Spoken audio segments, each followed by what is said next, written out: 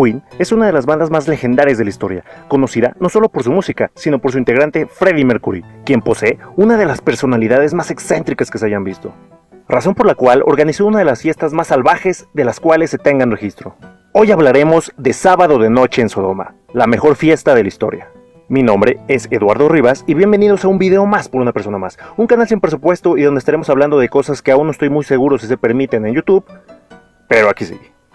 No, mentira, sí voy a censurar. Comenzamos.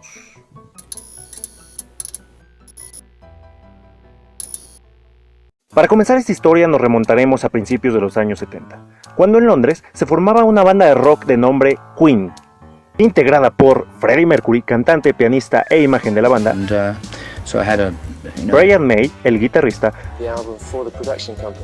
Roger Taylor, el baterista, John Deacon, el bajista.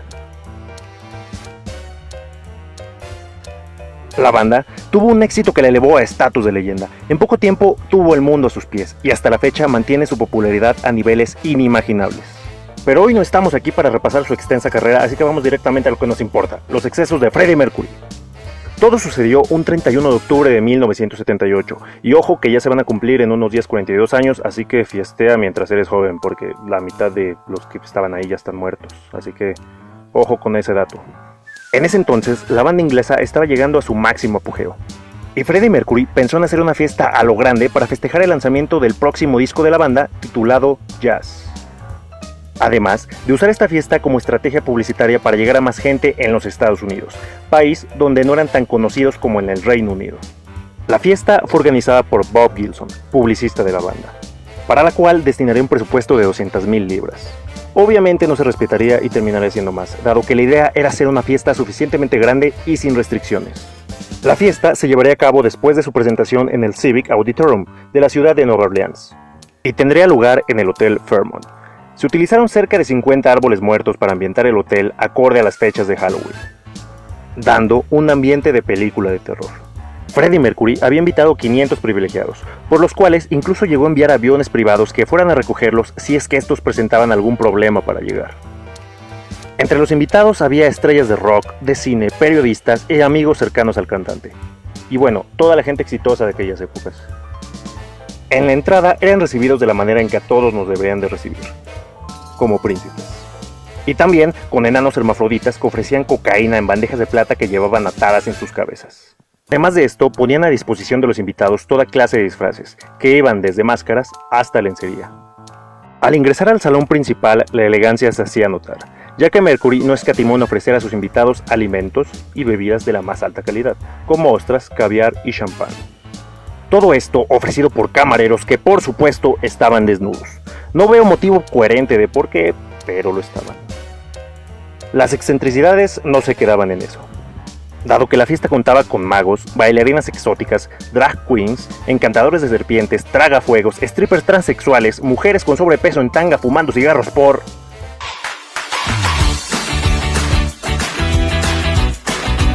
Bueno, espero que hayan entendido porque no quiero ser tan explícito.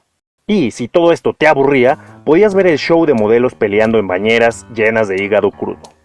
Freddie, al querer que sus invitados pasaran una gran noche, también les tenía destinados cuartos oscuros, donde la gente iba a actividades de recreación similares a esta.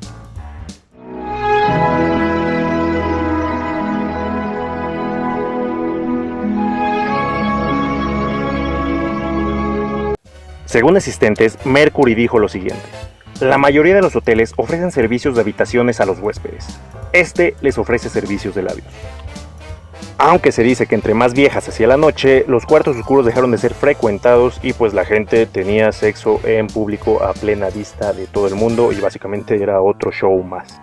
Incluso en esta fiesta estuvo un hombre que decapitaba pollos vivos a mordidas, dado que no pudieron conseguir a una mujer que por $100,000 se decapitara a sí misma con una motosierra. No me parece muy divertido y estoy seguro que esto es ilegal, pero bueno, así era nuestro buen Mercury, Freddie Mercury. En la película Bohemian Rhapsody se representa lo que fue esta fiesta, aunque claro, por la crudeza de tal festejo, la versión que vemos en el filme es muy moderada. La fiesta real fue mucho más oscura y se dice que duró una semana entera. El mismísimo Elton John, quien se declara fiestero, admitió que no era capaz de seguirle el ritmo a Freddie Mercury y que sus fiestas lo dejaban muy agotado. Y podemos comprender por qué. A lo largo de su vida, Freddie Mercury realizó varios festejos, donde lo importante era gozar cueste lo que cueste.